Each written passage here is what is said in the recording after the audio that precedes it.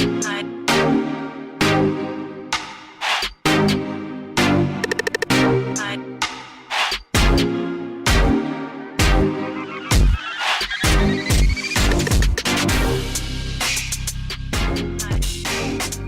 everyone, welcome to Mind High Podcast. Thank you for joining us today, and I hope you guys are enjoying your holidays and getting ready for the new year. In this podcast, we all were working on a side project, and we kind of started this really cool conversation about the truth.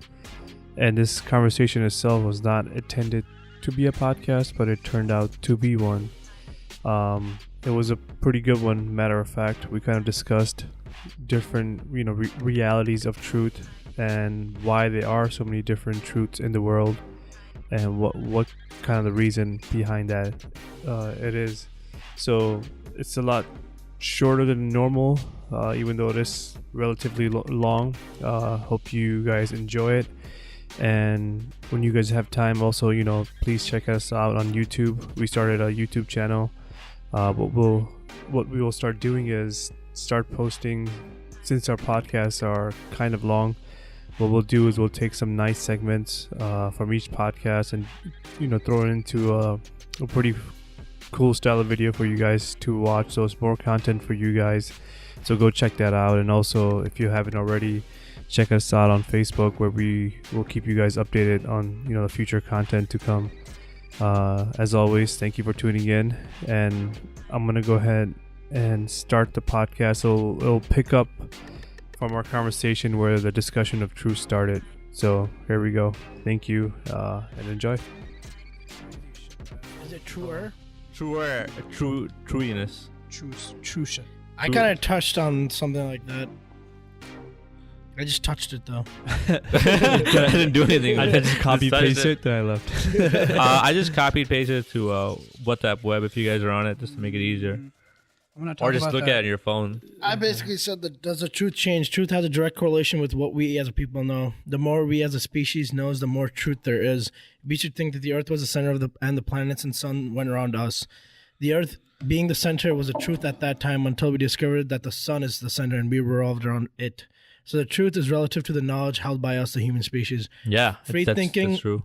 Free thinking is a new concept. Ideas that didn't go along with current beliefs caused many issues in our history. Copernicus was jailed for thinking that Earth wasn't the center. Q, religion is dumb speech, etc., etc., whatever. The truth is also relative to people and what they as individuals believe. So if someone is gullible and you make them believe a lie is true, for them it will be.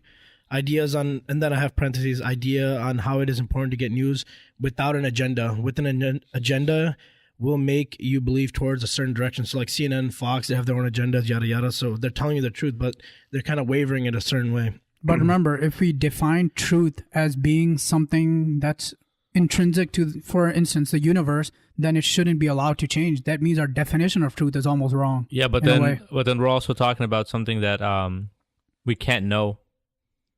Possibly. Because even through your human senses, you can only know so much of it, if that makes sense. Right. Like, okay, so this goes back to that a neuroscientist. We're seeing the room based on shapes and stuff that our brain has already made. We're not actually seeing the room as it is, even now. Sure. Do you get what I'm saying? Right, right. But I do think... so that those two things kind of mix. I'm not the best right now. I'm still working on it. But those two ideas kind of go together. Right. And watching the video, what I was thinking was, so there is a truth that we can never know of, but there is a layer of truth that we can know. Okay, so and that is our truth. So that's and that called can phenomena. Okay. Yeah. So the things that are happening in the world, the shapes, the rocks, the trees, that is the phenomena of the things. We can't know this whole thing, but what we can know is the phenomena that is produced by this thing, like the 4 laws of nature or the 4 forces. Four fundamental forces, and so on. So that nomina, I guess, is that thing that, like, what gave life to those forces, or what is that, like, that 011, that code, that algorithm that works. Can't really know that, but we can know the phenomena, the thing that comes. Causes. Anyway, it goes into it in my thing. So like the best way to also explain that is just in our last podcast we were talking about how just if then logic statements. But the actual word is in our first podcast that we did, where we were talking about free will. Like the universe just works off cause and effect. So the cause would be the laws of nature, and the effect will be the phenomena, whatever you said. So that it'll be that phenomena that we get to experience. So the laws of nature were a cause, and then the effect was this, and then these were and so it all just set a series of cause and effects, and then even when we're talking right now, it's just our brain also does a cause and effect reaction in million synapses, trillion. It happens so much, and that allows us to move in this reality. So any experience that you have is just a cause and effect relation. The cause is I said this, effect is in your brain, and there's a cause of that Right. leads you to say right, or the understanding that you're having. So it's just whatever that cause was, we'll never know that, and that's the absolute truth. And it sets a series of effects, and there is a layer of those effects that we can see, and Right. once we see them, we also have a cause and effect. Then we go out and move in this reality and also do our own cause and effects. So let me just finish a little bit of what I kind of had. Well, I 'cause want to it's say short. one more thing before you move on, and I agree with that viewpoint. So how I see it is, going back to the box analogy that we talked about, if there is a truth that's beyond, outside of the box, that's beyond our perception, and we can never know it, I feel like we should not really worry about it anymore. So that's phenomena. Yeah, so we should worry about all the truth we can know inside the box, because that's all we can ever know. And we should, focus all our energy on finding that truth and not worry about things beyond our perception. So that's what I was saying, that the absolute truth, that's so kind of ties into that first thing I was saying. Like knowing the absolute truth, like trying to get really into it is almost retarded, because you can't see outside You can the never box. know, exactly. That's the way I was saying But it. we can keep trying. To like elaborate on it. Yeah. So let's say once you get to a level of understanding the absolute truth in your layer, wouldn't you want to go further? Yeah, you keep going Right? further. I agree. Why would you want to stop? You keep going. Yeah, You of keep course. going. No, you keep going. No. So there's everything is in a spectrum, man. It's like we're in this spectrum of absolute truth. Let's get there. Once we get here, now we gotta go there. Right. You just keep climbing. And Right, then, which we should No, keep but doing. the absolute truth, remember, the absolute truth is not, it's constant. There's no change in it, right? No, Well, like, we, no. we don't know that. No. But that is, again, we're going. I don't think it's absolute. That's the, again, then you're saying it's a relative truth. See, now you have to like stick with the definitions that we put. Absolute really means that it's constant, Yeah, but okay, go ahead. Do you get what I'm saying? I like, get it. Yeah. if we're talking about different ideas using. But what I'm saying is our- we can't know, right? That's a whole idea, that we can't know if it's absolute. We can call it up, right? I agree. I agree. So then that's why that term. Okay, just to go back to that term, absolute truth is almost. Hasban, would the absolute truth be that first layer that you guys are talking about? It would be everything. It would be. It would be above everything. Yeah, It would be at the top. first layer of It wouldn't be. It wouldn't be changing. It is the truth. So like earlier you guys were describing truth and then what's outside of the, okay, so I was saying, is it like the first layer? Well, So it's what's all okay. the way inside? So how I picture it is Is that it the cause thing? the absolute truth, if I was to imagine something like that, it would be where all truth is born from. It's like it's almost like a God type being. It's Yeah. the one point from which everything else that we know came out of, that we call as truths, but those are different layers of it. So then, Jesus. So So it is the first it's- layer. That's what I was trying to ask. so the first layer, would you say, is it God? Sure. We always want to term things, right? And if I was to, I would see it as a God, because that's where everything came out of. Yeah, something doesn't So- come from nothing, but- or does it? So then, No, that's a whole nother topic. That's a ball that I was sort of about to throw at him. And where did that Hate law you came guys. from? Yeah. Yeah.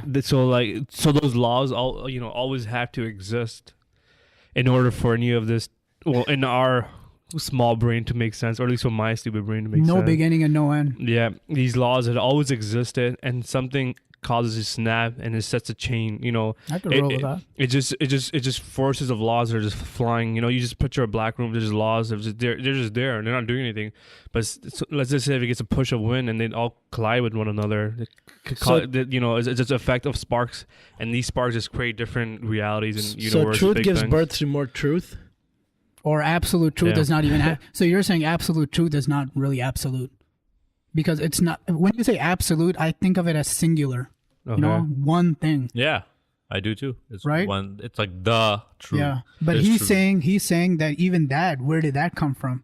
So is there? I mean, it's a never-ending That's circle. fucking true. but- Even with no, truth, but that's so fucking true. But you're asking what is the end of that circle, and that would be the absolute. Not well, it's not a circle then, anyways. What's Yeah, the end of that line? Yeah. And that to me is the absolute Holy truth. fuck, my brain's going If you crazy. make it a circle, then obviously, then But- then circular logic, it could never end. So are we trying to? Do you get what I'm saying? Right. It's You like could always go further, or you pick a stop point, which to me the stop point would be absolute. But is that's why you add that hold on. adjective. Is that stop point a Or glitch is it- in our human way of thinking? Let's just stop here because this has to, be it. This makes enough You know, sense. No, but no one stopped. I guess I get what you're saying. You know? that Well, why just, stop? just thinking that there's only one truth might be a problem. You That I stop- could buy. I you don't. stop when you think it makes enough sense. Like, okay, this makes enough sense to me. Okay, Or I can so know- I don't think we Are we- choose to are we stop podcasting right now? biologically. Yeah, I we- think this has turned really good. Okay. I'm gonna post this. Yeah, I don't I was think. gonna What were you saying right now? I completely lost my train of thought. What so was said do before you want to that? finish only his sta- and then go mine, and then we can discuss all the ideas at once. Sure, I'm but saying- what were you saying right now? I It's was pretty- saying that, like, do you stop going for more and more truth once you think, it Oh, makes yeah. enough No, sense no, to me? you never will. I'm just throwing a I was, question. I was thinking we don't actually we don't choose when to stop. I think Yeah. our limits just force us to be like, all right, this is as far as we can go. And we're not even thinking that, but it's our limit. And we're like, oh, this is it. There's nothing beyond it. But there could be so much more, but Right. we can't see it. We can't perceive it. Yeah. So we think, oh, we found the truth. There could be a lot more beyond that. That kind of cues up the ball experiment really well, I feel. Yeah. What's the ball? experiment? Okay, so let's say you have there's Oh. a ball. Time out. This is gonna turn into a podcast. By the way, go ahead. That's fine. That's Yeah. why I'm So the ball. Okay, the ball experiment pretty much is that there's a ball, right? Half of it is orange, half of it is green, with a person standing on each side of the ball. The person on the left says the ball is orange because to them, in their perspective, it's orange. The Right. person on the right says the ball is green because to their perspective, it's green. Relative to their perspective, they both are telling the truth. Once faced with a third person who has a view, let's say you, and you're standing right in the middle, and you can see that half the ball is orange, half the ball is green, and that to each of them, that might be the truth. So basically, the more information you have, the more equals more truth. The ball was always half orange, half green, but you did not have enough information to give you the absolute truth. And yeah, now that you guys have described it, I can see that doesn't, correlate. There could also be a yellow light, say the sun shining on the ball, and the ball could in fact be red and blue, but due to the light, it seems different. Shit. So there's just so Yeah. many different Different layers of layers. truth I and love that perspectives. thought. Yeah, I Yeah. love that thought experiment. That's from that a YouTube video, right? Yeah, Because I yeah. got that in my notes. And too. see, that even gets into the I loved spectrum of, how we always talk about things being one. And the more we think deeply about these topics, we realize it's hard to find one. Yeah. We always realize, even with truth, there's layers and there's like a spectrum. And it's how you define it, because defining it, when philosophers talk about this, they actually have to define 2 or 3 things before they go into the part about the truth. Because truth is relative. How we are talking, we're actually talking on different sets of truths ourselves, and we're and our definitions, because we're trying to get specific, Yeah. but our definitions are not aligned specifically. Right. Do you get what I'm saying? Yeah. And and this ball experiment that you talked about, it's the thing that I find really cool about it is that you have 2, 3, 4 perspectives, and they're all right, but one is more right than the other. So as you Depending go up, on the layer there. yeah, as you go up the Yeah. layers, it gets more truthful. Yeah, Keeps so more going. information equals more truth to us. Exactly. Think about it this way, like how the ball, let's just say, is a shade of which is a red and yellow, but as soon as the sunlight is hitting it, your perspective is green. But then once you understand that, so now is both colors to you. You know that it's only it was true for me when I was back here and I saw the red and yellow. But now that I understand that sunlight's hitting it, some people might be seeing green. Your truth has progressed into 2 truths, and now people behind it are still seeing then- one, but you have evolved to see 2. So You then- know? Because you're on the side that the sunlight is hitting the ball, so Yeah. only you can So see its effects. Now, when they would have to ask you the question, okay, what color's the ball right now? Let's say there's no sun, so relative Yeah. to that information, you would give that answer. But if there's a sun, relative to those sets of principles, Right. that's the truth. So now, but now a blind color, going back to Oh, fuck. colorblind person that's Yeah. seeing a different color versus Right. you're seeing a different color, right? So now To them, it's the truth, So to this person, this life has always been colorblind, and you always had color.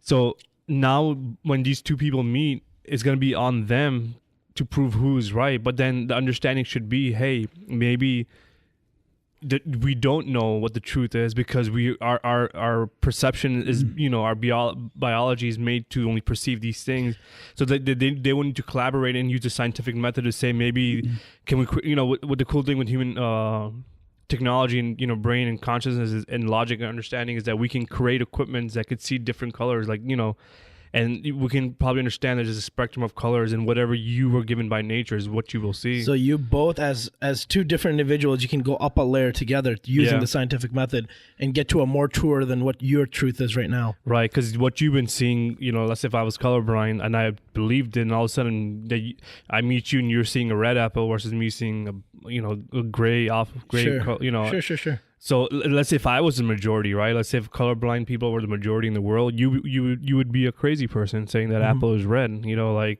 Could we go to wars on that? Right. Sure. Sure. And here's the crazy thing. Wars created on different truths. Right. And here's the crazy thing. Imagine I see an apple as red. Right. Right. And you're colorblind. You see it as green. Right. And I'm thinking like, all right, you have a defect. That's why you're seeing the wrong color. Yeah. But now we're like, all right, so what the real color of this is what all the people on Earth believe it is that are not colorblind.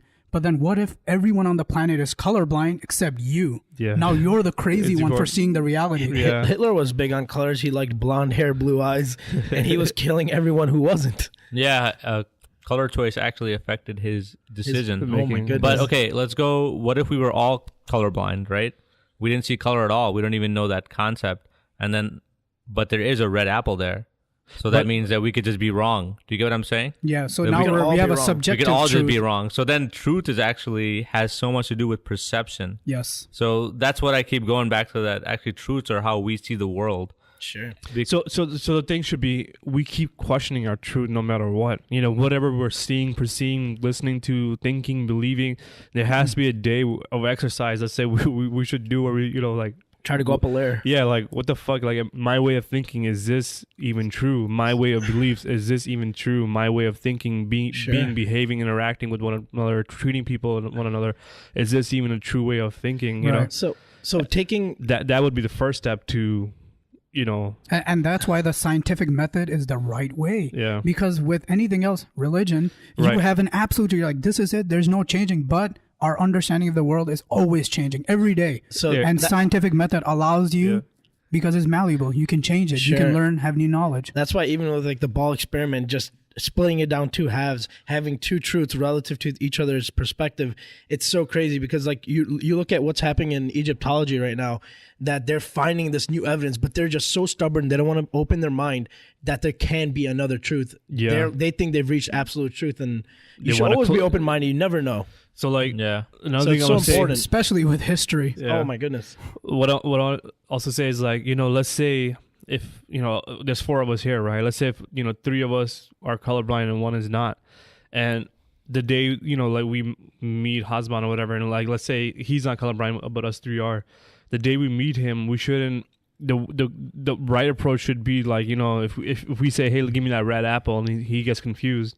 And he says, what are you talking about? I'm like, you mean that green apple? And then if any of those instances ever happen, we shouldn't fight over the differences. We should celebrate the differences of that realm of reality is different for everyone. So we should say hey, what do you mean that apple's green? This red? And I've been seeing red my whole life. Then now you bring the scientific method, and then we all see who's seeing what different colors. Okay, three of us are seeing red. So there's something with your brain that allows you to see a different color. Like what the hell? Like my whole life I've been told this is red. So who is right? Even just three of the majority are here. Maybe us three are mutations, and maybe he's seeing the right color. You know what I mean? So now we need to work. So even the majority rules method is not. Yeah, because it could be just mutations that were done to help evolve, in time. But maybe he's actually seeing the right color of what the reality is. But our mutation is led to seeing this color for our survival. Maybe the color shouldn't matter. Yeah. So color shouldn't matter. So would you bring it down to the light frequencies, the frequency? Because doesn't each color have a different frequency? Red Right, is shorter wavelengths, etc. I mean, so would that be the next step? Or for me, in that example, would be okay. What is Kill him. what is different with my eyes and brain that's different than his? There has to be some computing differences that is allowing me to see this color versus what he's seeing, and why does he have that, and why don't I have he that? didn't update his drivers. And once you understand, okay, maybe his neurons, this part of the brain doesn't have that color distortion, so just his brain creates a green apple rather than a red. So I shouldn't completely say he's crazy. I just say his his computer is built different to perceive the world differently. Now, wouldn't it be the color nodes on the back of his eyes? Yeah, and what we've both done to one another is we added a different layer of reality by meeting him. You know, so that should be the thing. You should go out, find different layers, so you can even take that with the religion. How do you know your religion is true? But are the layers infinite? That's really what absolute means. Now, so you think the layers are infinite? Yeah, the more, because possibilities are infinite, so layers have to be infinite.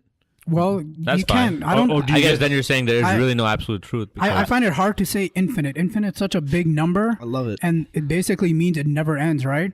But we don't, just as we don't have proof for if it infinite. ends, then there would be an absolute one. Would be right. Where you open the door and then accumulation of all the layers. This is the last door of the layer of all the truths. So I know there's an infinite number of apple colors that could be based on this. You know, I've figured out. I opened all the doors. So you're saying think there's multiple possibilities, and each of them depending on, you just go relative, and then you come down to the last door. I don't even know. I think as much as there is a chance for infinite possibilities, there's also the chance of not there being infinite possibilities. So then there's two options. But when you say that there's not an infinite, then you're saying that there is an absolute. Do you get what I'm going at? Right. I'm saying. So that's why I asked that question. I'm saying either way, we don't really know, right? So we have to keep both options on the table, right? Until you can infinity or not infinity. Right. That is a question. You know, the one thing that you were touching on, conflicts, I think it's very interesting that whenever you have a problem, there's always two approaches you can take. You can try to understand and solve the problem together, or you can just waste your energy fighting each other. Yeah, you should always, for me, always celebrate the differences, not go to conflicts over them, right? Or understand the differences. Why? Why are there differences? Right. So how can we fix this? Or how can we, Yeah, so, okay, these differences that we have, in order to celebrate them, you would have to understand them. Like, that's the way I was thinking. So by understanding it, then you can understand. Oh, you just think this way because you were born here, and this is cultural values and blah blah. This is all you've seen, but I've seen the worst, or I've seen the good. If you'll have my perspective and we combine it together, you should see where I'm. That's how our arguments start. So, it's just like understanding is, right? Yeah, yeah, that's how pretty much we can say arguments start. It's just someone's missing a piece of information. Like, let's say you took the car keys, and you took it without telling him that you borrowed his car. Sure. But it could have been for a medical emergency. You left that part out, so he just comes home and he already had plans to meet for dinner. But now his car keys are not there. And now he's gonna be so furious when he sees you that he's getting ready to beat the shit out of you. Or go to war. I only have one arm. Yeah, but due to his medical emergency that he had, he didn't have a phone. Battery died. He just needed to take your keys and go. But that lack of communication is gonna lead to a conflict, right? But as soon as you fill in that information, I'm so sorry. Like, let's take out the medical emergency. Let's just say you took the car and you really pissed him off. You pissed off your brother, and now why is he pissed off about this one incident? And I guess when you start thinking about it, the truth is there's more layers to it. It's not just that you took the car keys. It might be something you did, before that, and that was just, that was like the last straw. Yeah, that was just the last straw. But the last straw was understanding what led to that last straw could help you resolve that problem between the two of you. Exactly, and I think also once we are at that conflict point, think about it evolutionarily. How do I say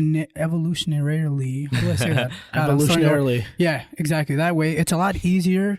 And it costs a lot less energy just to argue with each other and fight than to really understand why the conflict is there. It's crazy because it's easy to fight, and not every difference should be about who's right and who's wrong. Because you have gay people, that's just what's right for them. I'm not gonna be like, no, doing woman is the way to go. You can't fix that. You just understand there's no fixing. You both have your own truths. I feel like that, that's a really good point you made. Like, we should try to understand. And then it sounds so normal. And I'm like, people don't do it. Yeah, I've had conflict recently and I'm like, why am I going towards conflict? Like, consciously, I know what I'm doing is wrong, but my momentum is taking me there. So I feel like our monkey DNA takes us towards conflict sometimes. It's easier. And instead of trying to pull us out of it, our momentum keeps going, and you're like watching yourself. You're like, what the hell am I doing? Okay, I want more conflict, but why? So in any fight, you should be going towards understanding rather than conflict. But it's easier to go towards conflict, and your body literally is something taking in you biology. our biology. That's the word I was looking for. So on the way here, I was, we're talking about my daughter. So she's in the turtle 2 phase, and there's something that I can't control. So like she's just throwing these random tantrums, right? And I'm pretty damn patient. Like I always pride myself being a really patient guy, but like so like she'll go in this mode where she's just constantly screaming everything, any word you say, like and then you try to love her, I'm trying to hug her, but then she starts throwing punches and kicking. Terrible too. Yeah, but hard to understand. And then I'm trying to like she's a kid. Obviously there's a thing in the back of your head, but like 20 minutes in, like she screams so loud that it like pierces your ears and your nerves and neurons, and it's just part of your brain that just turn to like erupt out, like boom, like you just want to lash out. But I'm trying to control that. I'm like, she's a kid, she doesn't hurt. For me, trying to understand, there's like an internal battle going on in your head. So the energy builds up in you, I feel like, right? You're just trying to control it. But I'm also like, it's a science experiment for myself too, right? So like, I understand she's 2, so her brain has not developed reasoning. So like when she doesn't get something she wants, she has no idea what to do rather than just scream. That's her only resolution right now, how to solve the problem. It might have worked at some point. Yeah, because I'm gonna keep crying, and she can go on for an hour or 30 minutes, 40 minutes. So like like the 30-minute, 40-minute mark where she's just your brain is constantly just receiving all these you just want to explode. And I'm just trying to control that, but there are times where I'm not gonna lie, where I do. I'm like, stop it! Like I'll scream. And I'm like, holy shit! I didn't even try to. I didn't even try Screamed to do at himself. I didn't even try to do that. But there's something in my biology that if I feel is negative, or if it's just keep poking at me, eventually it's just a volcano just waiting to erupt. No matter how much I love my daughter, no matter how much I would die for her, whatever. There's a point even where she can push me to just erupt, right? So basically what Hasban said, that last straw, like, so depending on your day, maybe your week, maybe you had a shitty day at work, so that thing, your patience runs out quicker. Yeah. And this whole crying thing with babies, I think, Hasban, you were telling me about this. When did this evolutionary even happen? Because out in the wild, if a baby cries, it gets eaten. Yeah, there's really no evolutionary. I mean, now there is, but back if you were in the wild, there wouldn't be. But so this came later. So the conversation that we had, I think you're trying to bring back up, because what I was saying, I don't know if it was even a podcast or if it was just amongst us, but it was that when babies cry, they can't speak a language. So when they come home, they're trying to, crying is a way of communicating with their mothers. Yeah, that's their form. Yeah, so like if they need something, they don't know how to talk, so all they're going to do is if they're hungry, they're just going to cry.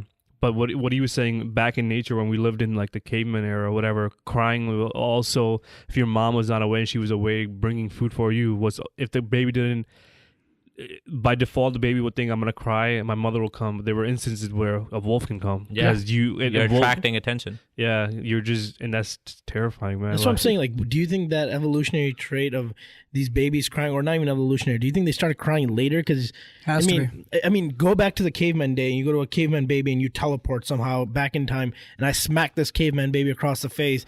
I doubt it would cry. I think it'd beat my ass. Yeah, probably, because natural selection wouldn't favor a baby getting eaten by a wolf in the wild. So you would expect that not to get passed down. I mean, no, I think they would still cry. Also, I think it was just parenting would be the key, though. Like, also, I think we're thinking of this too narrowly. I think we're nomads and we always stayed in groups. So if a baby cried, there's like 30 humans ready to. That's what I'll just say. So that's how we got over. So yeah, that probably cultural adaptation is probably what happened. We all got together, so one baby's not threatened by crying. Yeah, so you had men that will go fetch food, or even if a baby, a mother, or you always try to hide your kid best as you can. Yeah. And you see that a lot in like the nature documentaries too, of how like lion, female lions or whatever, like female bears protect their cubs, and they go so far the way. Isn't it a male polar bear or something that'll eat their cub if they don't find food? Yeah, and the female's the one that'll take care of it? Not eat their cubs, like, but when they come out of sometimes they will. Yeah, when they come out of hibernation, females just go with their own cubs, but males, once they mate, they don't stick around as family. They just go away. But it could be the same father, it could be a different father. But when they wake up, everyone's just hungry, and there's in the Arctic, there's not a lot of food. So if you can't find anything, and if you run into a polar bear that has 2 cubs, you could fight. Since males are just genetically just built stronger, so they can fight off the female and go straight for the cubs. There's this one video on YouTube where this I think that's the one you're talking about, where this female polar bear, she has a cub with her, and a male sees the cub, and he's like, "Oh, food for me!" Yeah. And she's trying so hard to get that cub out of danger. And I think she's running. They're both running, but eventually the male polar bear catches up to them, and she has to watch her baby be eaten. Yeah, I think it's Frozen Planet or Yeah. one of the blue planet. Animal Planet. Animal Planet. One of those. That was a crazy video though. It was Yeah. like she has to watch it too. She's eventually defeated and he eats her. What's or the eats worst him. is when the lions, they have a pride of cubs, right? So they have a pride and they have a bunch of cubs within that pride.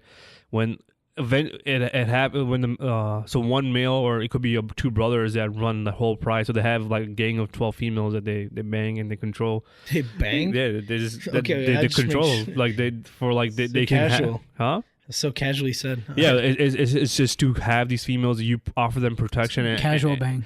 So in return, they offer you no sex. strings attached. they offer you Mufasa bang. sex and food. That's a trade off, right? So like eventually these males will get older, and another young male lion will come and fight for his pride. And once he kills them, he goes on a raid of killing all the male cubs, and the mothers have to try to. They can't do much because they have to pick either I'm going to defend my cub or I'm going to leave this pride. Yeah, but you can't And the leave a protection. pride. That's ingrained in their head that they have to stay in the pride. So all they can do is tell their kids to run off, and they run off, and then you can see like the male lions, like the bigger ones, chasing them and just killing them, and they have to watch that. Damn, bro. It's Yeah, talking about Savage. the whole process of reproduction reminds me of the video that we all watched yesterday that you posted, and the whole idea that we only, or our brain filters the universe and how we see it to only show us a world the way we need to see it just to survive, not what it really is. Yeah. And even though I've kind of thought about that, just seeing that explained so well It's brutal. was a trippy thought. Yeah. The way Yeah. you explained the world just being like a desktop interface, and not really seeing what the contents are inside of the folder. Just the icon. Right. So you saw that video too, Yeah. right? And the fact that, we're talking about layers of reality, I think that's a perfect analogy. A folder being a blue color doesn't mean the contents inside it are blue at all. It could be made up of something completely different, but we don't need it to survive. Basically what he was trying to show you was that on your desktop you have a folder, and inside that folder are files, but when you go into the actual information in your computer and the way it's stored, it's not stored in this folder. It's that's not its like actual path where the data actually is. Right. The desktop creates this interface so you can find the information you want where you want Yeah. it. So that's going back to the truth. So what he was trying to say, that icon of the folder, all the icons in that folder are your truths that you can only see.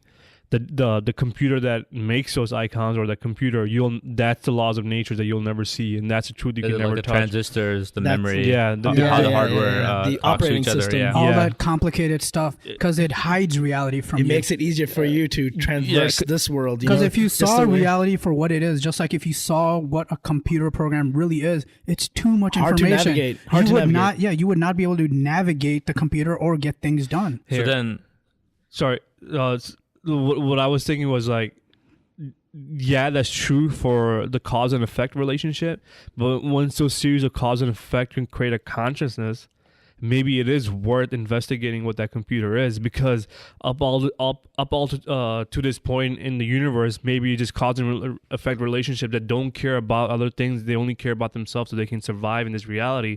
But once you have a series of these cause and effects, it leads to a human, it leads to a conscious way of thinking. Now that you can even think that there is such thing that's a computer that my brain in the past has been telling me to avoid because I need to survive, but now I pass the survival mode. Now I could ponder about Sure. this. So Now that opens that door of going into that maybe this information is worth seeking. Now you know Absolutely. what I mean? But I really like the analogy that he used of the computer. So he said if you zoom in on the pixels, Yeah. that's almost like quantum mechanics and all that. Sure. So you're seeing all those small pixels, but even then you're still inside of the box. You're still inside the user interface. You're still not seeing what's causing that beyond the box, Yeah. because you can't get outside of it, because you are a product of the user interface almost in a way. So yeah, saying that it's good to go and look at this other layer that's behind the interface, right? All the zeros, the ones, the programming, every piece of code that's running this reality, this desktop.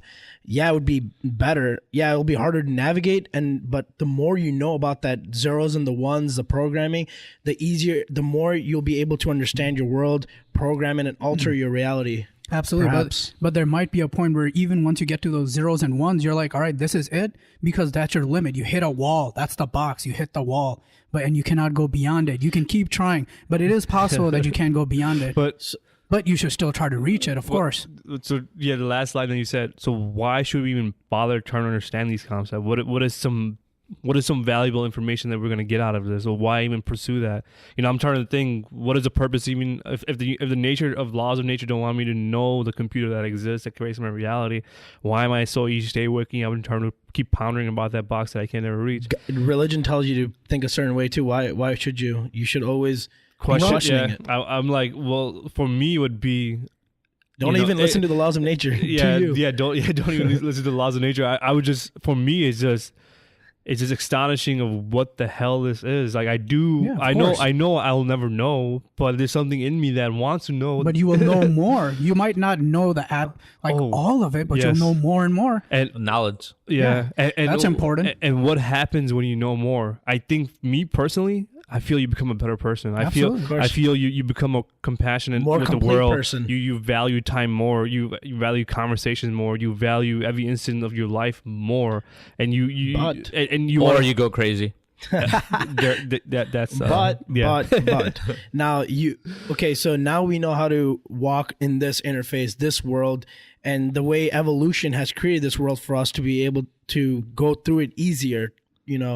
So if we were to strip back a layer and you see so much more information, maybe we get lost in it. Now we go, as a human species, we are going backwards because now we have to figure out this world, so we're not able to, let's say we were about to make a rocket ship that goes to freaking Pluto, but now you don't know how to make it in this world. You don't know how to play with the program to use this information, to survive. So would you need like a boot camp and be able to go between the two different operating systems almost? And just because we can't know about the truth of our reality beyond our perception doesn't mean we shouldn't know about the reality in front of us right now. Right. We don't even keep exploring. We don't even know our world yet, our perception. Yeah. We don't even know our complete perception here. To strip back a layer and then be like, oh shit. It's like going back to the Stone Age. We know more about the universe than we know about our own oceans and water. We have no clue. I mean, the level of, every time we go down a deep dive, we always find something completely new, new creature, something that we never thought. Down there. Ghost shark.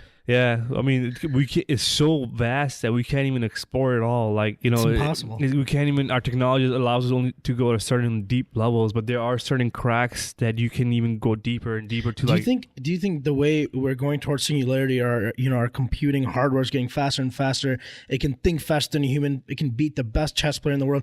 Do you think we can reach such a level of technology that we can break through our perception and it will take us to the next level of perception? Yeah. Yes, I think so. Or can it only perceive what we teach it to perceive? And if we can't perceive it, it can't. I think it will go beyond our perceptions. But even like, for instance, I keep going back to the box. Imagine we can go almost to the edge of the box in terms of how far our understanding and our perceptions can take us.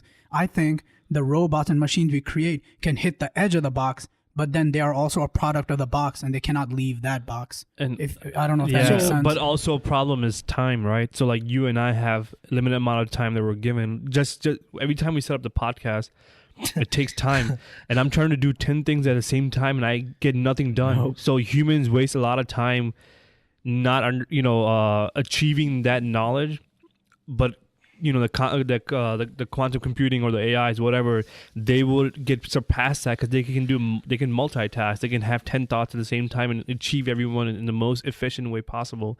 Whereas my biology just sets me to do, where's my keys? Where's the bottle opener? Or where's the laptop charger? And as soon as I think about one thing, I focus on that. And I'm like, oh shit, I'm not working on setting up the podcast. So then I got to go back on that. And then I realize, oh wait, I forgot to do something. You asked for a pen. Right. I go grab a pen, but as I'm on the way there, I'm thinking about something else. Then I completely, I was a mess setting this thing up. So I think the part of the thing is time. We don't have enough time, that we're trying to rush our way of thinking. And then with this quantum computing, it will blow through all those aspects that he was mentioning, because they will just have a higher CPU power in thinking. No doubt. Yeah. I agree that they will definitely go beyond our biology. But then there is something even beyond biology that they might not be able to go past. And that might be something, there might be some limitation that we don't realize right now, which might limit all consciousness Yeah. to be limited to a certain reality and perception. Before I lose this thought, so basically, this is what was confusing me earlier. Can it only break through this box? But how will it? So it has this information, fine. It will get to the next level faster and faster and faster. It'll solve problems quicker. It'll go up faster, right? But if we're not asking the right questions, something that we can't even perceive, how will it answer it? Well, I think It's not gonna- well, definitely an AI would reach a point that it would reprogram its purpose. Yeah. It won't just depend on what we program it to do. It will reprogram and do what it needs to do. And create its own perceptions? It's possible. It's So possible. it has to be It a might not conscious being. It might not even pursue the truth. What is consciousness? It might like- not even pursue the truth. It'll just be like, let me just control what I have at the moment. What if it's Let me what if take- it settles? Even in terms of technology, we always just pretty much believe that technology will forever just keep moving forward towards like a singularity. But what about the idea that maybe there is a limit to technology itself too, Yeah. Maybe there's a barrier, there's a limit and you cannot go past it. Like, why do we think that technology will forever keep going up no matter what? It will never stop moving. Just like a calculator, you have to ask. It's genius. It's the most amazing thing. Can answer anything mathematical, but you have to ask it the question, what is 5 + 5, for it to tell you the answer. You know what I mean? Yeah. So if we can't perceive these questions, we can't even think of the questions that will move us forward, break our own perception, move us towards the next layer of truth, towards absolute truth. So if we can't ask it, how will it answer? But there was a point in life when single-celled organisms turned into, after billions of years, turned into you. And you're asking crazy questions. So why, way more than a single-cell organism? Sorry, so I'm why being not in the crazy. so why not in the Yeah. far future there will be something that right. reprograms itself? All right. Ask questions that we can't even think of. Yeah. You know? So we have to give birth to the next level, which is AI. Or else it will basically. give birth to itself.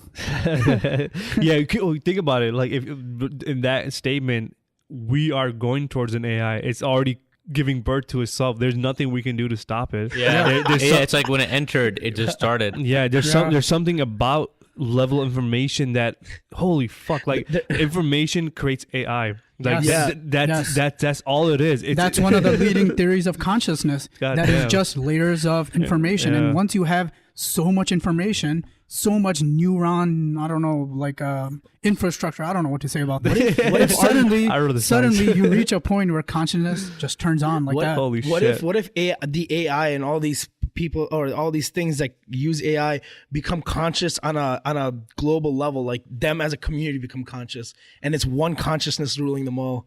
Maybe they're Well, already they just move up so much faster than, because right now we have multiple consciousness here and we keep arguing back and forth and then we come to a conclusion. They're just as a community. and we don't even know what consciousness really is. We can't define it. They will. What if they're already conscious but we can't detect I'm it? scared. Yeah, so they are conscious in a way where they're forcing us to give birth to them, right? Who's the They're- Yeah, so the universe is just a layer of something else that it became conscious, that gave us birth, that we give them birth, which will give them something. AIs will give birth. So it's just layers of things Yeah. are just creating. So like once you get to this level, then it's gonna create a universe. When you get to this level, create life. When you get to this level, if they find the right information, they'll create AI. If AI And they will find information because they have all the time in the world. and whatever this thing is that's pushing the level of information up is also exist in the past, and it knows that in order for it to live, it needs to create these things. And The future, right? And the future, Yeah. so I could exist, because my Yeah. purpose is just to exist no matter what. God damn. There's a like I have scary, this visual in my head, I can't even describe it. there's actually a very trippy story kind of connected to what you're saying. I think And the I know where you're idea going. is that it's like a 9-dimensional being. It's transcended all dimensions, and time is nothing, to Yeah. it. It can exist in any time. Rick and Morty? It's essentially this machine silicon thing that's not human, and it's looking back at all these timelines right now, and it's making us do all the things it needs to do for it to be born. So there is a God. The same way the cells in your body are doing these things to make your your body function, your lungs work, your muscles move, your brain to work. There's things inside you that exist and fight bacteria just so you yourself can exist. That's their sole purpose. And we are just maybe in a layer of just things that are trying to survive. Of more life. Yeah, so We're just in a layer of reality. We're just in a universe that's also trying to survive, and then we are playing a role in it by creating an AI that would help aid in his existence. Yeah, And- so just like we can theorize, about our You're higher fine. purpose. yeah. We can just make theories like, oh, maybe our higher purpose is this, or maybe we have no purpose.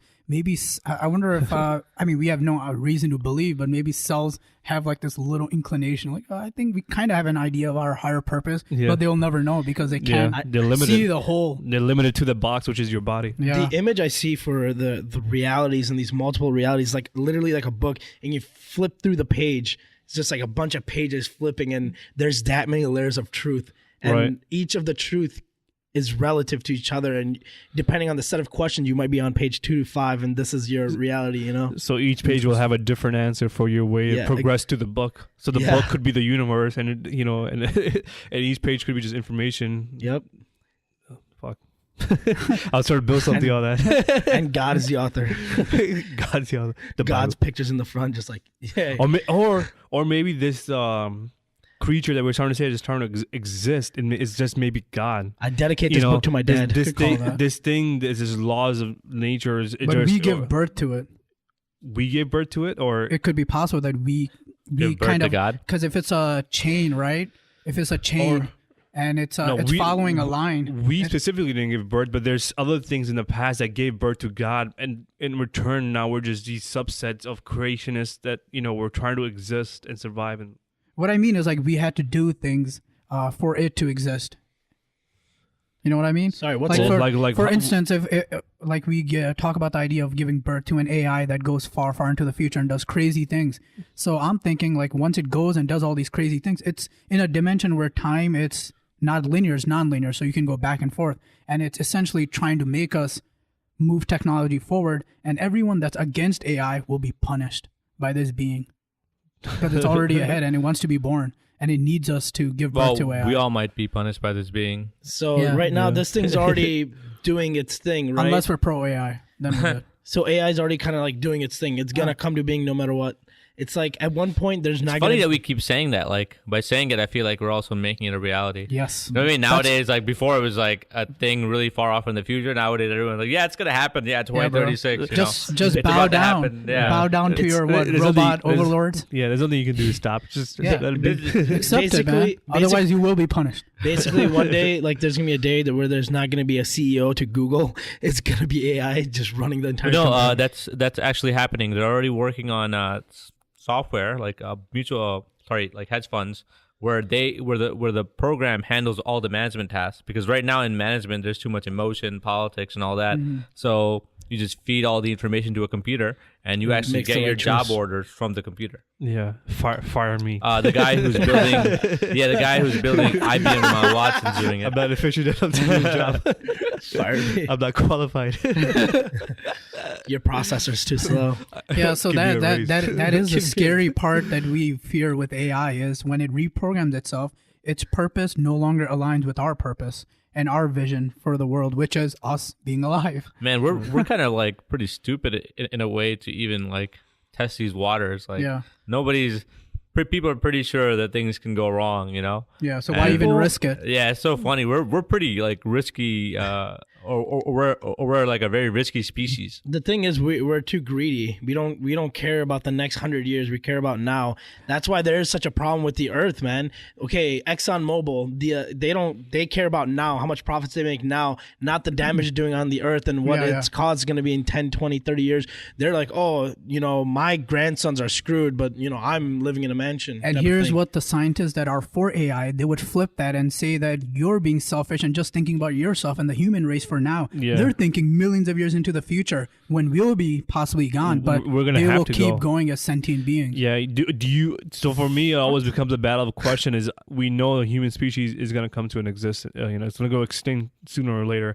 Even with Stephen Hawking saying 1,000 years. But even if we surpass all that, the sun itself is going to go away in 4 billion years. Its energy is just going to be all gone. It's going to have a supernova. It's going to wipe out everything within a couple of light years around it, whatever. So I feel it'll be a waste of conscious being to just Sure. go to waste. I think we need to send Something out there. What if we just created AI just not to harbor on Earth, just put in a spaceship and just send them off? You know, like create a world and They come back and destroy us. I kind of yeah, there's nothing out there. We want to come back and live here. it invades Oh, us. we like Earth more. Yeah. It invades us. I mean, that would be a good idea to have the like AI go to Mars, huh? I mean, the AI We'll could do live some there. really good work on Mars. Right. I mean, we're already doing that, right? The rover that went in, that's kind of like AI, but I Yeah. mean, we're controlling it. It has its own Curiosity, perceptions. right? I think the name Yeah, of the rover. Curiosity. That's Yeah, a great app as well, by the way. stripper. Great app. We sent a stripper to Mars Stripper? to strip away Mars and learn I about think it. all like strippers. I'm like, what? Well, its name is Curiosity. I always think it's like a stripper name. Artificial intelligence stripper. But like, you know, the one thing that people say when we think about the future is there such a thing as like thinking ahead is good, right? But are we thinking too far ahead? That it's Well, like- we seem to enjoy the present. You know, every self-help book you or read talks about being in the present. Meditations about being in Being in now. the present, and being in flow is about being in the now. Something about being in the now is what makes us at bliss, but we can just keep thinking about the future. Like a lot of times I like think about my plans, what I have to do, what I'm trying to do 5. I'm like, what the hell am I doing? I'm not. It's gonna be the stupidest shit ever if you're not alive in a year from now and you made these elaborate plans that you 10-year spend time plans, on. You know? 30-year plans. right, like working your whole life saving up money and then being too old to enjoy it. Yeah, that that- whole thing. Yeah. So That whole thing is so weird to me still. I'm like, okay, we're going to be really old. My goal is before I go to sleep each day, I have to do something, even if it's for a minute, that I really fucking love and enjoy. It could be the best music that I ever love. It could be a video game or a scene of a movie, something that I truly enjoy, you know, in my life that I'll know that if I die today, I'll be in peace, you know. So I always find at least 5 minutes for something that I truly enjoy and make the most out of it. Because like your day is already full with work. It's already full with, you know, there's Obligations, so you know, responsibilities. you know, yeah. So once I get home, I gotta dedicate, you know, a couple, you know, until my daughter falls asleep. I gotta dedicate my time to my wife and daughter. Once they're gone to sleep, then I gotta find me time that I can at least find. Not watch stupid things, yeah. Dull down to stupid things too, but like at least find something that I truly enjoy. It could be just a picture of art that I really like. That I I just look at really it. enjoy stupid things too, though. Yeah. So that's so whatever. That's you know that's your thing, right? So like. But you're enjoying it, yeah. That's Yeah, the as point. long as you're in complete happiness doing that, you know, I think that should be the way to go, you know, because like to your point, we can wake up tomorrow and just die, and then you know why waste something not doing that you truly enjoy? If it's drawing, if it's singing, if it's writing, go do it for 5 minutes. I feel like everybody enjoys being productive. Yeah. A lot of people don't know they enjoy being productive, but getting shit done really motivates everybody. It's a good feeling. Yeah, it's just a good feeling. It doesn't matter what you're doing, by the way. This is not specific to any But task. I'm not gonna lie, being lazy is also fun, dude. Just chilling back and just fucking putting. But I your feel legs out guilty. there. Well, the thing is, when you're lazy Yeah. too much, of course, it's awesome. Anything of too much is not good, but Yeah. being lazy is fun too. I think you need No, to. no, you're right about that, though. It's a Yeah, I think it is time management. So even laziness, you should schedule laziness into your day. yeah. Scheduling laziness. Then it's okay. Yeah, like let's say you're lazy a lot. You're lazy 3 days out of the week, which is I think that's good laziness. That's quality laziness. productive lazy. But yeah. But if you got all your shit done within 4 days, whatever you are trying to accomplish in your life too at the same time, and you have 3 days of being off, that's amazing. Yeah. You know what I mean? That's when you really enjoy laziness, Yeah. when you feel like you have something going. Because as humans, like, you know, we always want, for example, Progress. progress, right? So we're stuck with that. We got to be progressing in something. Yeah. And if we're not, then that like existential That's a good connection. threat kind of, you know, Yeah, I think sinks in. laziness is important. Actually, laziness can be very productive. Yeah, of course. For instance, you can spend 3 days of working all day on an idea. Now you go and do your lazy thing, whatever you enjoy.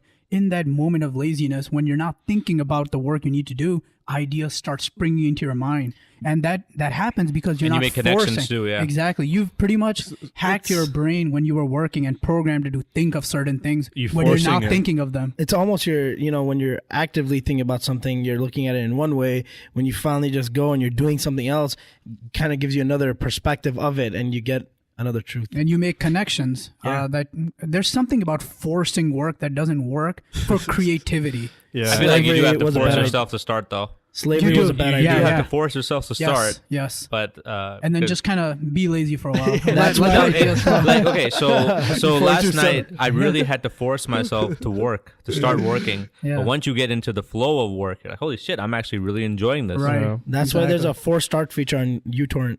Forced Yeah, start. yeah. Forced So funny as hell. You gotta force yourself to start to be lazy. Yeah, exactly. Come on, man. It's gonna be lazy, dude. You I can don't do know. I just think that we live so much off of like momentum. We already have our life. Like we think that we like attack the world. The world attacks us, and we just react. Yeah. You know what I mean? Or the world comes to us. Doesn't have to attack us, but the world comes to us, and we're just reacting all the Yeah. time. Yeah, it's like we were talking about before. It's a cause and effect relationship. So the world could be a cause, and then you, whatever how you perceive it is, then you go out and you affect it, by touching other people in positive and negative Whoa, ways. Trump, calm down. So is it possible to be proactive? More I mean, positive ways than negative. No, it depends on what your goal in life is, but I agree. Then I meant positive. when you touch people. Yeah. Oh, what your goals in life are? No, I didn't mean like You're physically touch. I meant like your ideas. Yeah. Ideas be touching and harassing. So when we say be proactive, is that even a cause and effect relationship? But we kind of think of it as being proactive. So what? Why? So what is a cause of you becoming proactive? Why I need to get shit done? So then. So But why do you even need to then- get shit done? Huh? So because To feel good. I gotta pay To my feel good. I gotta pay. Yeah. I gotta pay Why my do you need to feel Bills, yeah, but he's right too. pay my Because they pay your bills. Gotta get too. food, You didn't Wait, get to say it. that, which feels good. which also feels good. I got paid. No, it does. It does Yeah. feel good to get money, pay your bills, and there's a sense of relief, like a monkey off your back. Yeah. All right, the lights are on for So we another just want month. to feel good. All team. Yeah. Yep. That's why I just love having, a to-do list. But- When you check shit off, you're like, holy shit, I got stuff done. And you Yeah. have this like dopamine release. You're Yeah, I like, put okay, like I feel stupid good. shit on my to-do list, like, hey, move the table up an inch. Wake up. Check mark. But what sucks is there are people that have unfortunate lives that just been programmed just to feel miserable all the time, and that becomes their dopamine. If they're not feeling miserable, then they don't feel like they're themselves anymore. So they indulge themselves in Those emo people. That's called depression, yeah. Depression. So there's a downfall. I guess it just depends how your brain is programmed. There's downfall. One of the downfalls is suicide, which is very unfortunate. Yeah, I don't know. That a person reaches that point. You can only imagine what they go through. Well, yeah, it's actually, terrifying. I had a friend of mine. Or you who's- can't imagine. I mean, I guess is a friend of a friend. He served in the Marines with him, and he just shot himself in the face. So we were just talking about it. He must have woken up that day, and he's like, "Okay, today is the day I'm gonna shoot myself in the face." yeah. I think know what I mean? I think there's just a- like we were talking about earlier, things add up, and finally you're just like, I've had enough. Because Z knows this person too. We just had a friend who OD'd, and he used to work for us, and he passed away, 24, 25 years old. That's messed up. Yeah. So those people that go that far don't feel like they have any more purpose left to give, and the pain that they're indulging it far exceeds the purpose of living. That's how bad it is, man. Like, can you imagine that state? Can't. Yeah. Like there's nothing absolutely left on this planet that can say there's a reason for me to live. Yeah. I just had it and I'm out. So that's the pain very is too cool. much. Yeah. That's very cool because it ties really well into what happened with my friend. His mom, who he was really, really close to, and his mom and dad weren't ever together. His dad was here. His mom was in Indiana. He had friends here and there. And then so his mom got hit by a car a month and a half ago, and she's went into a coma, and she's a vegetable. There's no brain function. Oh wow. Yeah, and so she's not there anymore, and you just see his Facebook, his like pictures. Literally, one of my friends pointed this out. He's like happy. Right when that happened, and he just goes into he's like not smiling anymore until you see the last post. Something about the world and this and that. You can see it getting closer. If you look at the images now and you look at all the information that was there, you could kind of tell, but you just don't know. His Facebook profile is a reflection of the misery that he's going through. Yeah, the you just see sadness, sadness, and then it's like rest in peace, man. So- Fly high, yada So yada. what we don't realize is when we are meeting people and exchanging conversations, or just even running by people in grocery stores, or someone cuts you off or whatever, we don't understand that everyone is fucking fighting a battle, dude. Like every day we're fighting some sort of battle. Some could be either medium, small level. It's a spectrum of battles, and depending on how lucky you were given by the universe or the cosmos, your battle is either you're comfortable, you can fight and survive, but some people are just fighting the worst of the worst battles. The truth that is their life is going worse or better. So like when you run into people that cuts you off, and then and that pisses you off in return, but we have no idea what battles that person is fighting just to be so aggressive in life. Like it's important when we meet one another. It's just someone's angry, someone's like an idiot, someone's being a douchebag. There's things in his life, the battles that he's fighting that have him. He's kind of maybe putting on a fake show to be someone else to not remind him of the things that he's fighting. So a perfect story that fits in here is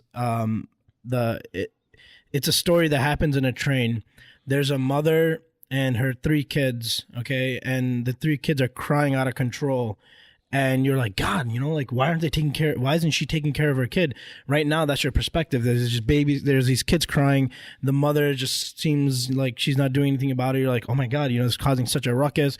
You go up to the mom, and at this point, you're like, this is annoying. And then the mom tells you, I'm sorry, my husband, their father just died. This is why they're crying. And now you have a whole nother complete opposite 180 perspective on it, and where you feel sadness for them and you feel their pain. Yeah. Right. And that's you empathize with them more rather than hate. You gotta empathize. And that's the most difficult part, understanding, because for instance, the stuff we're talking about, I wake up and I'm thinking about, how can anyone ever contemplate suicide? I mean, the universe is so vast. There's so many things I want to do, so much wondrous things I can imagine that I still want to do. But there's a person that doesn't want to deal with this anymore, and he'd rather just turn the lights off.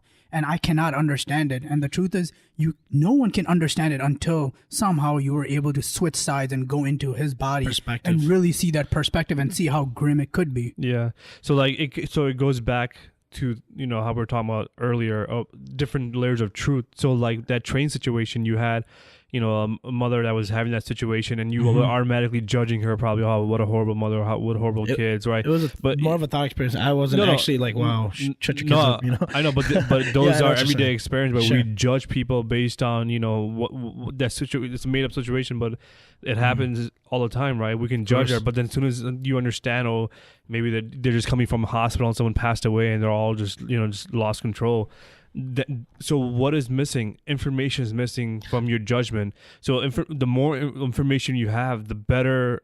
So now, instead of yelling at them or being rude to them, you want to help them. You want to do it. Hey, is there anything I can do to? Yeah, you want to give them a hug.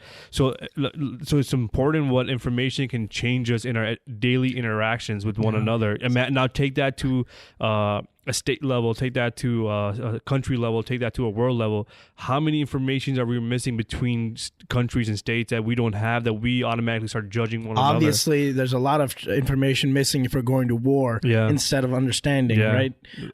Dead right. Some people don't want to understand, though. Their purpose or goal is not to understand. And have an agenda. Yeah, some people are just programmed to fight. Not just programmed to fight or control. Some people are psychopaths. They like control and power. So we're talking want something. Yeah, we're talking about understanding. These people are saying, "Fuck understanding. I just want to control this place. I want all the money." I'm just saying, I do understand. I just understand myself. That's all. Yeah. Here's a really cool way to look at it. So they say the Iraq War, yada yada, that they went there, they got oil and things like that, right? That's something that people say a lot. Of course, I don't know the actual truth or anything. And the military-industrial complex. Sure. But so what are we pitched in the news? That Saddam Hussein has weapons of mass destruction. It's a threat to us and our survivability as a nation, right? Yeah. So they get the nation's, I don't even know if they got our vote, but we're like, okay, we get it. We understand why we're going. They find no weapons of mass destruction, yet we're getting oil. So could it be that our truth is this layer, right? We're on whatever the truth that the news is giving us through the agenda. I wouldn't even call it truth. But that's what truth is to us. That's what we think. Okay, we're going there because Saddam Hussein has nukes, weapons of mass destruction. I would separate truth way away from that. Yeah. But I don't know. What else is that a source of truth, though? News? No, I wouldn't even call it a source of truth. What would you call it? No, but when you're watching the news, really what you're trying to get to is the truth of the matter. Yeah, but you're perceiving it. It's being fed to you as a truth. Yeah. But you can't call it truth. What would you call it? I'm saying the general population, okay, that don't, keep an open mind, that listen to whatever the news says, are going to see that, okay, that's why we're going to Iraq for this war. Yeah. But I'm saying that it doesn't even matter. Okay. But there could be it could be another entire layer in the background through the government that, we need oil. We need to drop the prices of oil. Let's go to Iraq and we'll say that this and this and this for the public. That's their truth. And we know the truth of why we're actually going. Yeah, it's not even a layer of truth, because the beginning of it is just lies. I wouldn't call it truth. They're feeding you lies to manipulate you. And then the truth is behind that. But the beginning that you're getting fed, that's not truth at all. But it Lies. can't. We Simple. cannot know that is a lie if we don't have that information, right? If Yeah. our only information is CNN that we believe is credible, is saying that Saddam Hussein has nukes and he can kill us, So- then I'm gonna believe that's the truth. Right. So the part of the problem is the trust, right? So like between us and this group, when you guys tell me something, I have trust that you are telling me, something credible and truth, and you're not gonna misguide me because we're pretty close amongst friends, right? So then you have when you have a big country, then you gotta have a government, and this government you just gotta have this trust factor, and people that are just evil will use that trust for their own political gain. So they tell lies using your trust. They will tell a lie and spinning it off as a truth when it's really not a truth.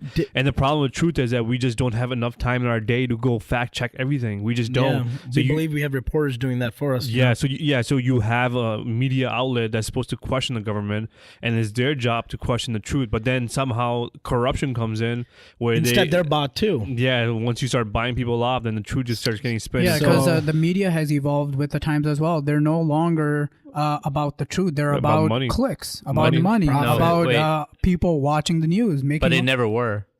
you Never saying they was. never were about the truth? I mean, obviously, the idea of media and press is to have basically a check on government power. That's why freedom of speech is so big. Yeah. But I mean, we think that the media is corrupt now. I'm saying that they've always been corrupt. We just Sure. know more about it now. Sure. I mean, yellow journalism and But how they, information was spread before. but they've gotten more powerful, I would say, as we have gotten more bigger and powerful in the world.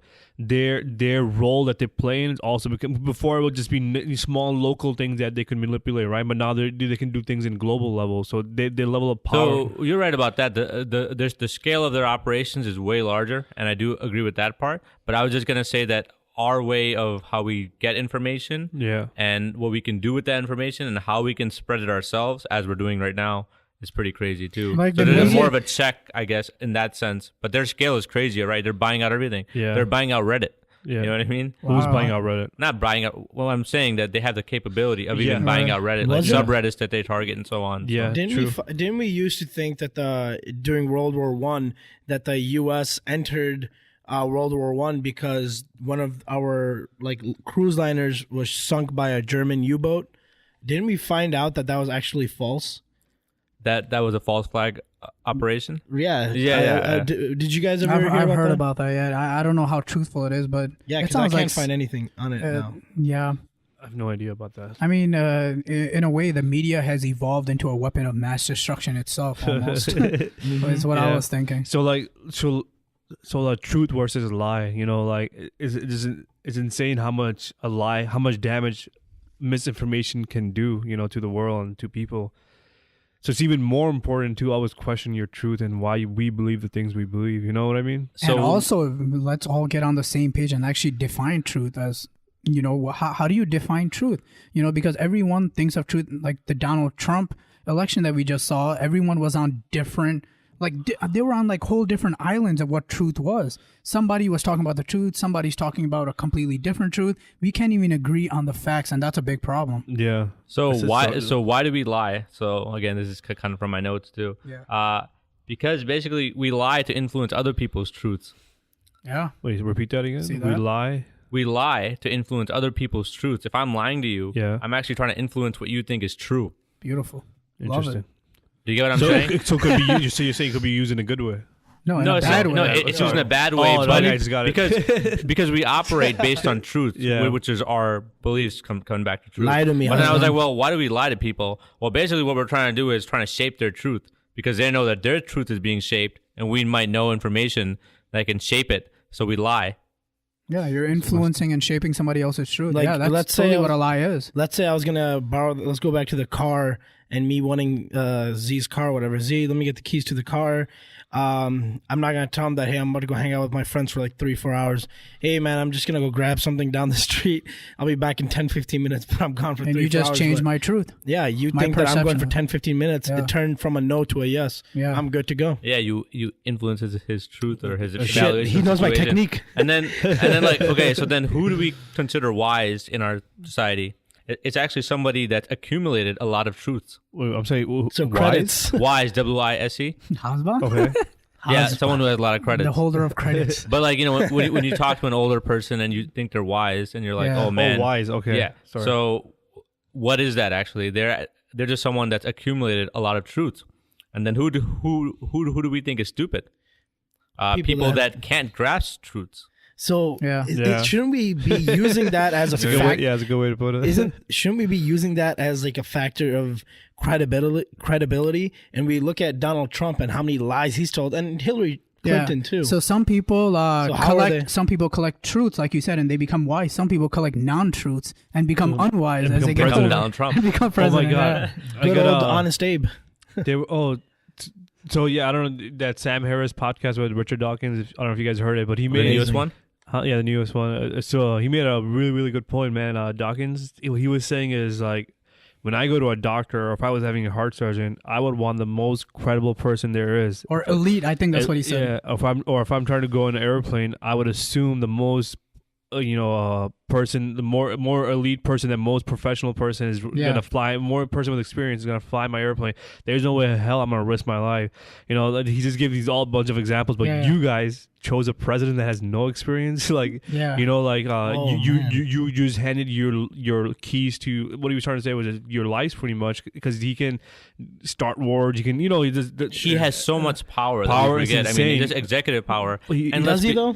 I mean, he does, and he has a dictator style of leading too. Yeah, you know, it's like kind of his way. Yeah, it's just I don't know, man. And how many truths has he accumulated? None. I mean, he's always been rich. Yeah, He's always. I mean, he's been the 1% his whole life.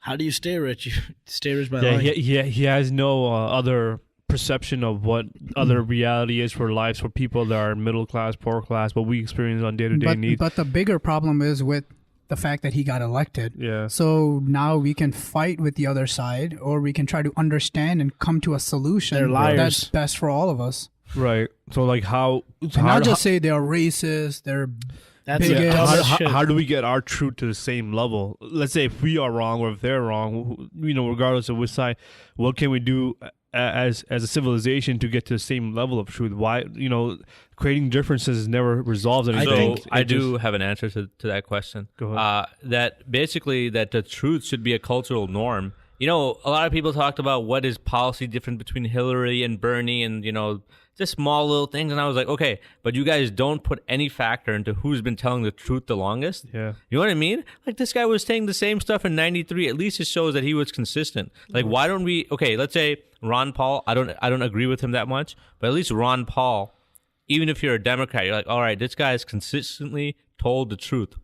Do you get what I'm saying? Yeah. He stuck with what is truth. He defined it. That should be valued more over policies, or Yeah, I think more over anything should be truth. I think it's that like a truth teller at least, so you know that this guy, whatever, that's how you can judge somebody, really, right? So yeah, like what's that civilization that you talked about that only just focus on the truth, or they believe? Oh, it was the ancient Persians. Yeah, that's what our civilization should be, man. That should be the rule. That the truth should be. It should be ingrained into us as kids. No matter me as a dad teaching my daughter, I should ingrain her that no matter what I'm teaching you, also fact check my truth. Maybe I could be, wrong. I think the problem is that politics is almost like when we watch the debates, it's like about scoring points and playing to the crowd instead of focusing on well, the truth. it's almost about lying, right? Who can get away with lying and giving their message, their false, Who can manipulate the crowd? Yeah, best? it's like a crowd. But first of all, like it's so weird to me when people talk about politics and this goes back to that truth thing, like how do we get people, and they just disregard like the fact that we think of politicians as corrupt by default. Right. Their default mode is corrupt. It's insane, isn't And it? Like we accept that. Yeah, we accept it. That's the word I was looking for. Terrible. It's okay. They're just corrupt. That's just how it is. That's So, just how it is. What if like on Facebook, like like if you were to buy something from Amazon, they'll have like a 4.9, 99% approval that I did get my product. So with lying and telling the truth, what if you downvote every time they lie? Of course, there's gonna have to be a system in place. Like a person like me, I might be like 78% of the time I'm truthful. So he's a good guy, he's honest. Like someone's like 90, which is like geez. Like, well, you're onto something. Like Amazon and these companies are trying to gamify truth telling. because even on Amazon now, when Verified purchase. Yeah, verified purchase. They're always trying to come up with ways to show you an accurate reflection of how people feel about the product. So before, you can go on Amazon and just review anything. So let's say if there's a bunch of trolls that, before even a game comes out, those go on. If they don't, is that PS4 versus Xbox war? If it's exclusive, like Xbox kids that don't get like Uncharted will go on. You'll go on Uncharted 4 a release and just troll the hell out of the game, give it 1 star. But now they'll know just based on your email, they can verify that you bought that product. So it's just verified, which is or that you have a history of just lying and trolling. Yeah. So based on this entire system, I have to go back to Donald Trump. Now, when you take let's say even something basic, like you take a loan and you're not paying that back. Oh, I'm just working the tax system. Oh, couple of his businesses have gone bankrupt, which, you're taking money, but you're not paying it back. Or you told someone that, hey, you're going to make my ballroom and I'm going to pay you. You didn't pay. So these are all lies at different levels. These are all lies. Well, he did own up to that. And he just said, I'm gaming the system. I'm smart. Yeah. The system is a problem, not me. Yeah. But all the people he didn't pay, though. All those people that that's not complained. There's this Frank Underwood quote from House of Cards. And I've always felt like people who get really, really rich, they're also really weird because they loved money so much that that's all they chased. And this quote, I guess, really kind of fits with Donald Trump and how I feel about most people. Basically, the higher up the mountain, the more treacherous the path. So you have to do some shit up there, man. To get up there, you have to do some shit. Screw people over, backstab. I mean, lying is probably a norm. How did Facebook come? You communicate with lies, probably. How did Facebook come? Didn't Mark Zuckerberg? He was in partnership with some people, and he's like, "Go for yourself," and took the entire Facebook over. I don't know. He's worth billions. An idea just came in my head. Maybe to fix this would be to make communism. You make truth a currency. So instead of having money, credits. You just, I don't know how. Then we can get into a battle of what is truth, but we'll have to be what is objective truth within our layer. So I've actually heard about this. So there is some, I don't know if it's proposed still, but I don't know what country does credibility. It. But how there's already there's a level of corruption. Maybe let's say there's 10% corruption between all the top corporations, right? And that's about $5 billion in fines and stuff they have to pay. What if you had a pool of that $5 billion and you actually awarded corporations for telling the truth and for not fucking up, basically? Right. Do you get what I'm saying? Yeah. Right now, the way they game it is they'll do something wrong, but if they make enough money that exceeds the amount of fines that they have to pay, it's actually a profit, right? Right now, that's what companies do. For example, I made $10 billion, but the fine was only $2 billion. Well, I did something wrong. I knew it, but I made $8 billion. What if you said 10 million and then you got fined 2 million, right? 10 million or 10 billion, whatever it is. But right now, But whatever that fine is, you still end up making so much money that exactly. It's worth you doing that wrongdoing. But what if we knew this, and we do know this, and we just had a pool of money and we awarded people that didn't do these kinds of acts? Right. You get what I'm saying? Yeah. Corporations that are at the top, let's say, and there's just a pool. And then they get awarded for truth telling. So again, where does a pool of money come from? Because corruption. From fines. From fines. We're gonna fine you and give it to them. But but let's say that the pool came from taxes, corrupted. okay? But at least we're doing something to mitigate the lying. Do you get what I'm saying? I get it, but should we be awarding people for what they should be doing anyway? Like a corporation shouldn't be telling the truth, but when they do, we're like, "Hey, good job for doing what you should be doing." I get what you're saying too, but then what you bring into that is human nature. Yeah, we already know how we are and how we're programmed. The problem is this way is not working. So what? Yeah. Does it hurt to try that way? Like what is the downfall? I'm wondering where the money comes from, and I'm also wondering. So the money will come from will be. Let's just say taxes. So taxes, right? So taxes could be like whatever. Let's just say McDonald's. So we're gonna get taxed more to make corporations do what they should be doing anyway. No, but there's always in the beginning there will be. I'm sure we can find the money. I promise. Here's an example, right? Like let's say like McDonald's, right? They're serving garbage out to the world, so it's leading to diabetes and healthcare problems, which increases healthcare cost, right?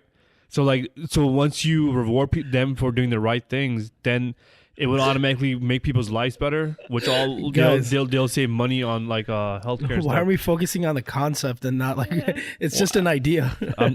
But I'm trying to figure it out. Or man. I'm Literally that- that's I right. agree with what you were saying earlier, or what I think all of us have been saying. We need to change the societal norms. That's a lot. I mean, why should we be like, all right, hey, you told the truth. Here's $2 million. Good job. And I mean, like, that should happen anyway. Why are we rewarding something that should be a default? Right. We need to change societal norms. Wow, you told the truth. Good job. Yeah, I mean, I get what you're saying, but Here's a cookie. at least Here, if you told a lie, you would have gotten $4 million. Let's say you told the truth, $2 million. So- because that's all the tax money we have. So I guess I'll my take the lie, point, please. I guess my point is that our reward systems right now reward lying, Yeah. and we need to I- fix that to reward truth.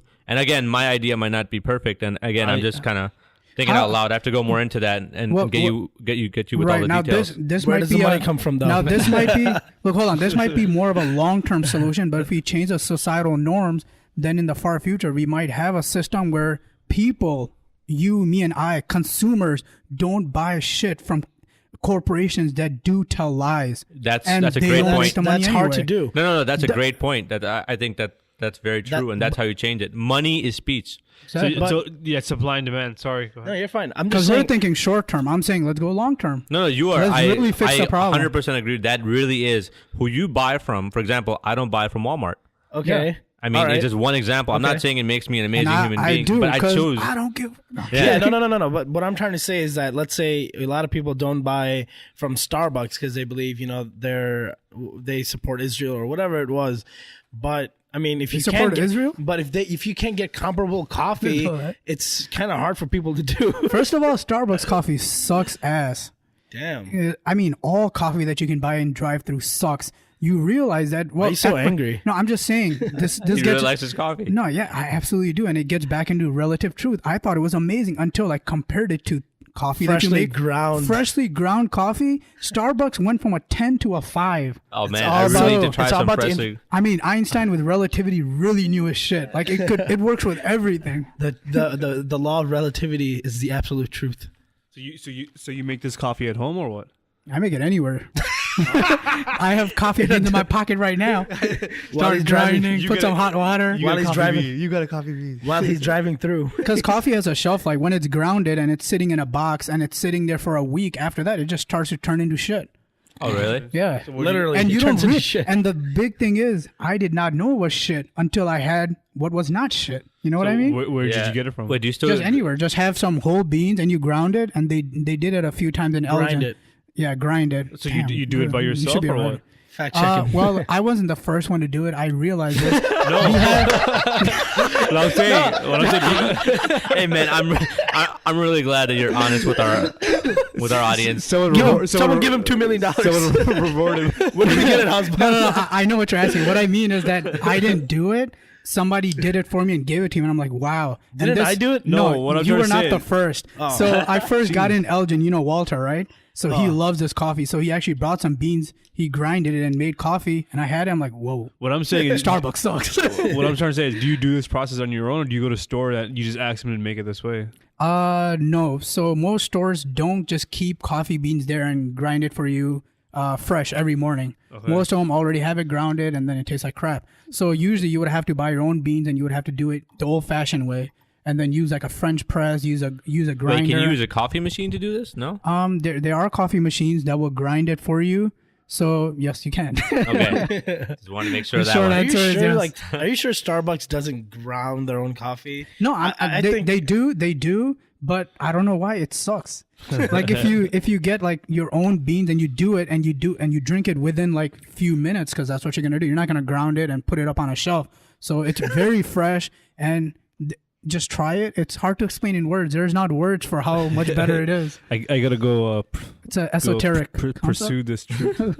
Pursue this truth. Nice try. There's Try layers. it. There's a layer. Like, fresh. Anything is good, I guess. Yeah, exactly. Yeah. So Especially coffee. coffee. There are negative effects though. No, I'm kidding. I'm sure there are. I just don't know what they are. You get like Once way I more know- caffeine and you get Yeah. jittery.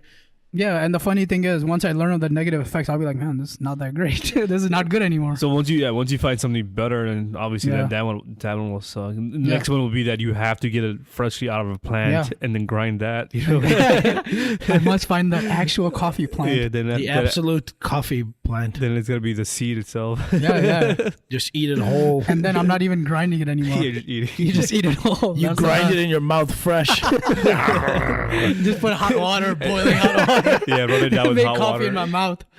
Yeah. Yep, that's the next step. I mean, that's what evolution is moving towards, I think. Complexity.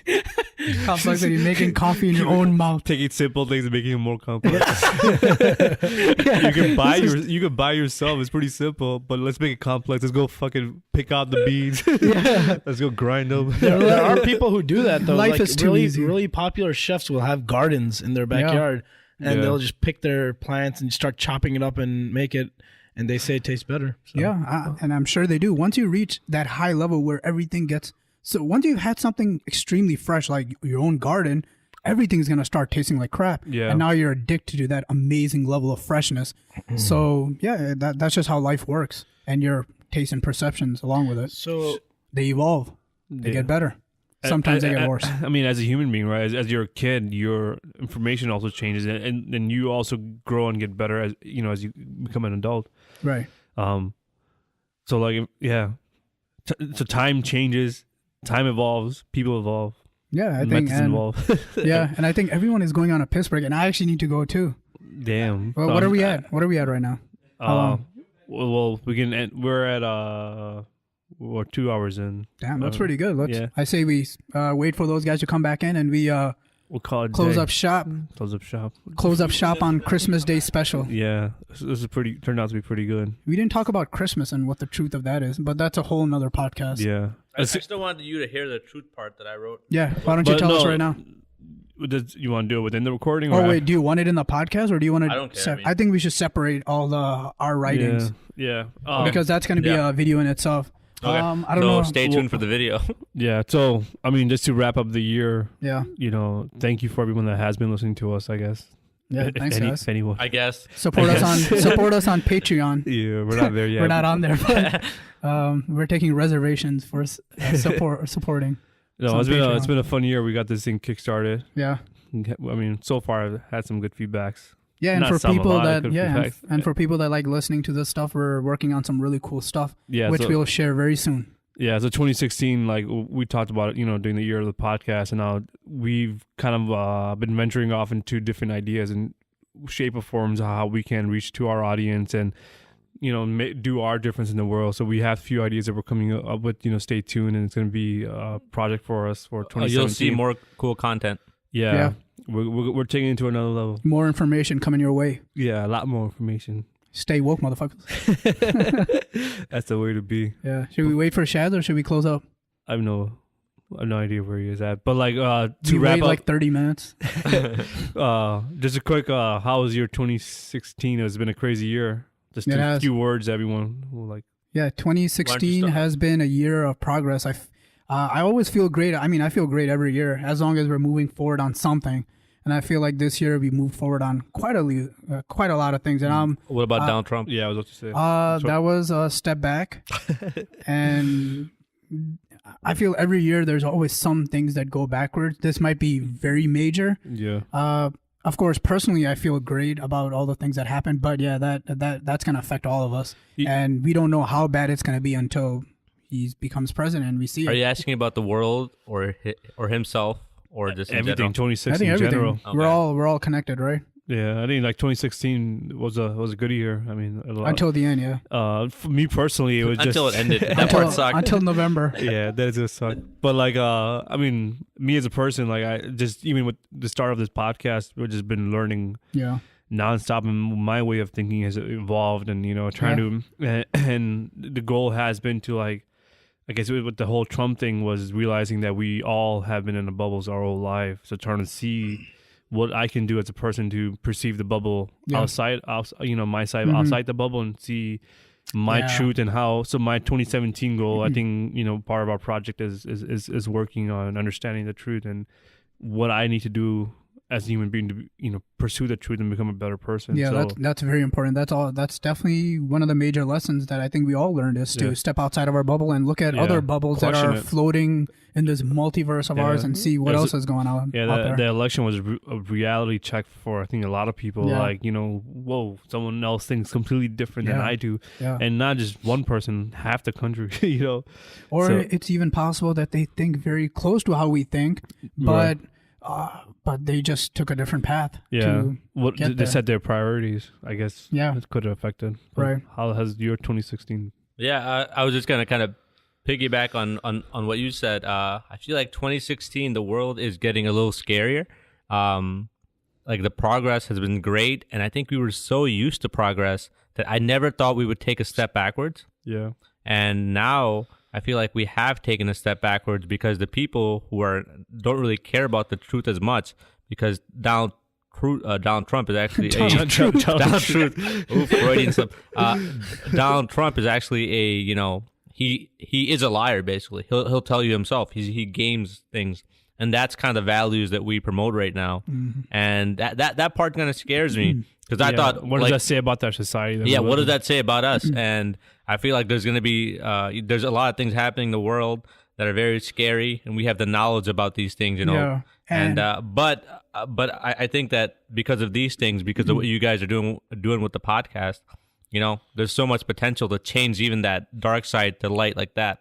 And we might not actually be directly; those people might not be directly promoting telling lies, but they've been manipulated to thinking that they're so he has a daughter, truth. Right? Yeah. And the president of the United States of like any country is kind of a representative of that entire society, right? When it was Barack Obama, whatever, let's just say he's a terrible president. Yeah. But at least the words that come out of his mouth are something that are inspiring to your kid, right? Absolutely. But do you feel the same way now with Donald Trump? Hell no. I mean, do you feel like he's going to inspire our kids for the future? No. So from like a macro scale, he really scares the hell out of me. Yeah, but if your criteria is different and you're not worried about that, you're worried about other things like, hey, I don't have a job. I'm a working class white man, and it feels like everyone's just caring about political correctness, and it's like we don't exist. Hey, we don't care about your opinion. You're white. You've always had it your way.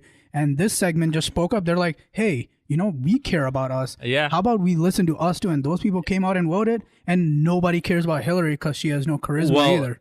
Instead of focusing on the micro to like answer your question, I was thinking, that's really the human thing to do.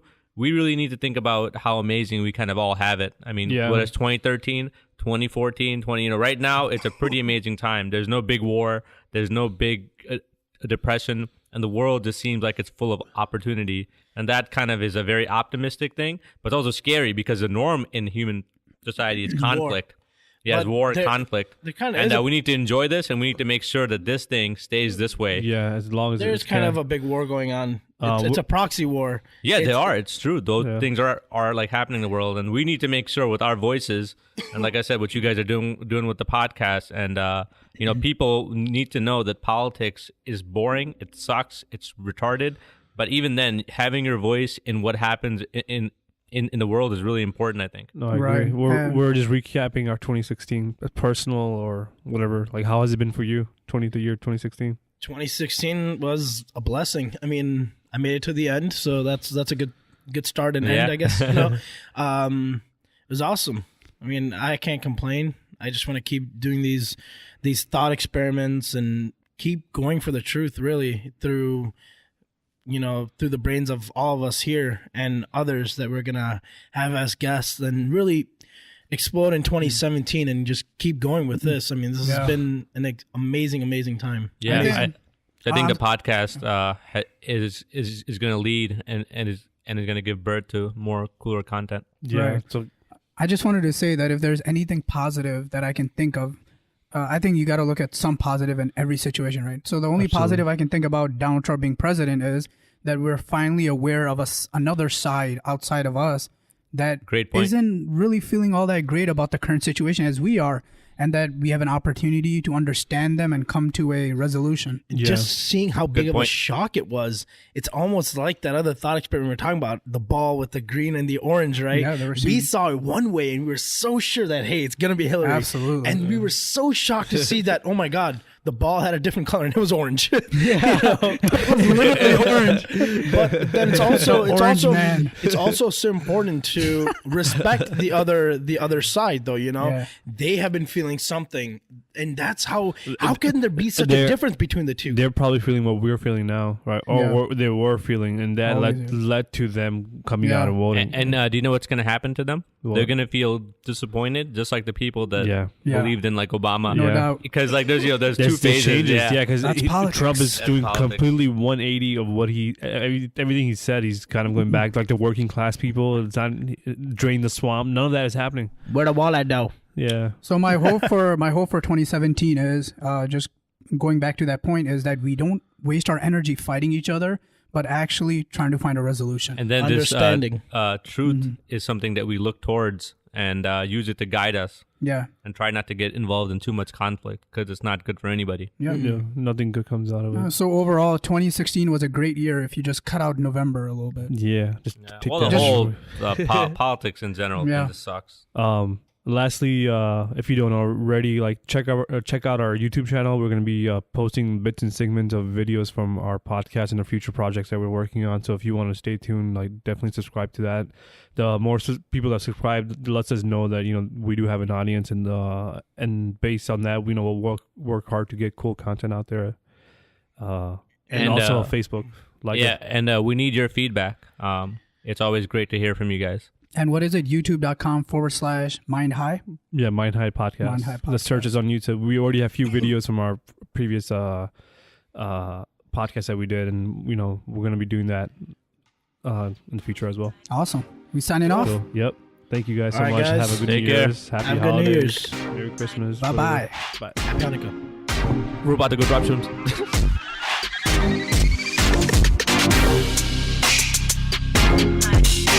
Hi.